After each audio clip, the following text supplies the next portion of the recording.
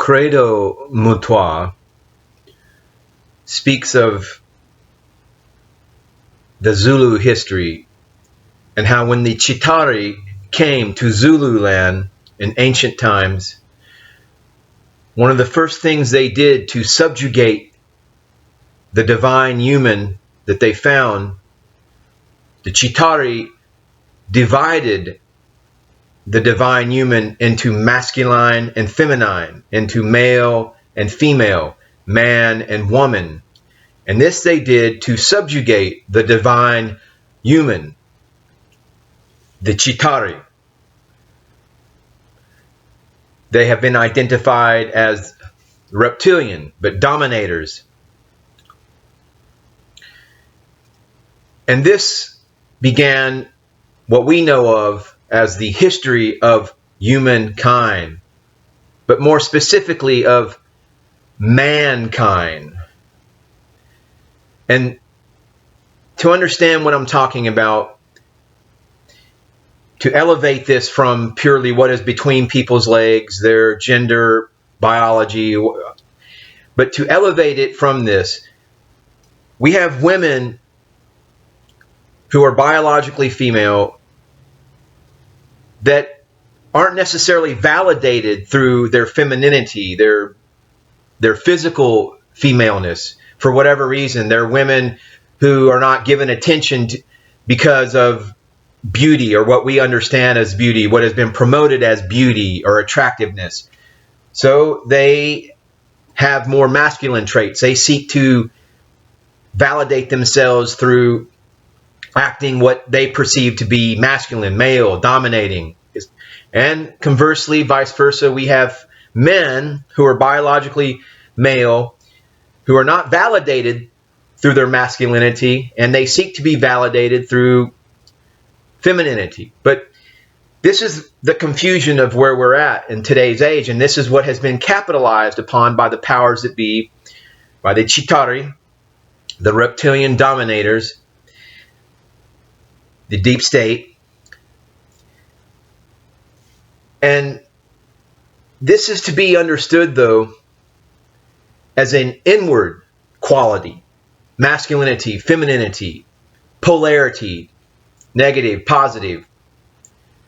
But quite simply, the brain is divided into two sections. The left hemisphere, the masculine, controls the right side of the body and is largely responsible for what might be termed the external world,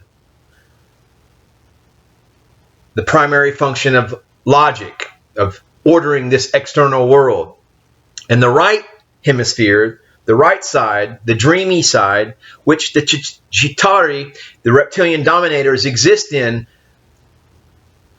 most of their time. That is why they're considered fourth dimensional entities that can come in and out, phase in and out, because they dwell within the dreamland, the dream time, the golden age, the Zep Tepi. But the right performs exactly the opposite task. It is intuitive. This is the dream side. And irrespective of actual gender, of what is between your legs, we are all a composition of both. And the age of Pisces that we are coming out of, the entry of the earth into Pisces, whose stars, the feminine stars, are weak and watery, allowed the sun, the masculine, to dominate and oppress this higher self. And this is where the great imbalance occurred. This is the age of which we are coming out of, the age of Pisces, into the water age of Aquarius, where the balance will be restored.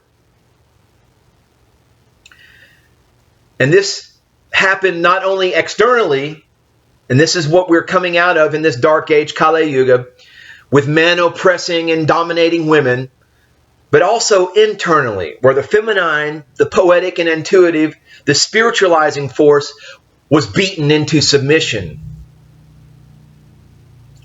Our age, as was predicted, would be dominated by men and their external sciences, their logic and their rationalism. This is what the sons of Belial did with organized religion, of subjugating and imprisoning the dream side, the feminine side of everybody, men and women.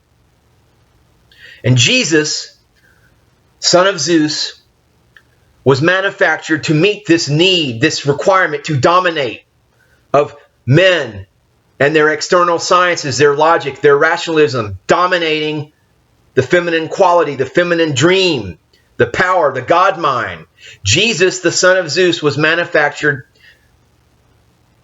to be a dominator, the great solar penis of his time, of the age of Pisces.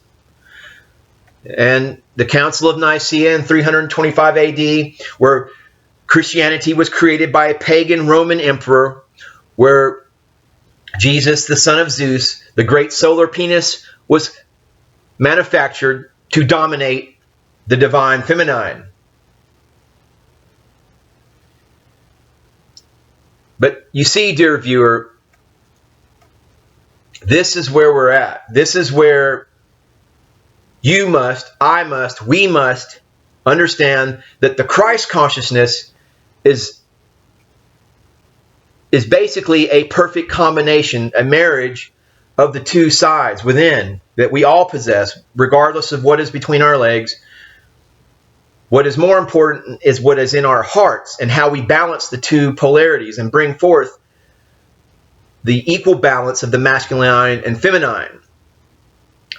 And that is how we have been dominated, and those people who are unable to bring together the two polarities, the masculine, feminine, to merge the two, to live through the middle path of the Christ, which Christ consciousness represents, is the balance.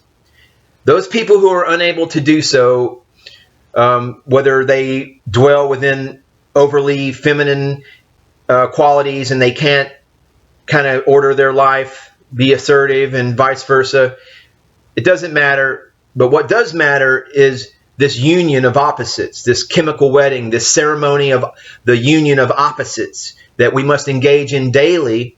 And we do this by paying attention to the five koshas, realizing that we have five levels to our being. And all is mind.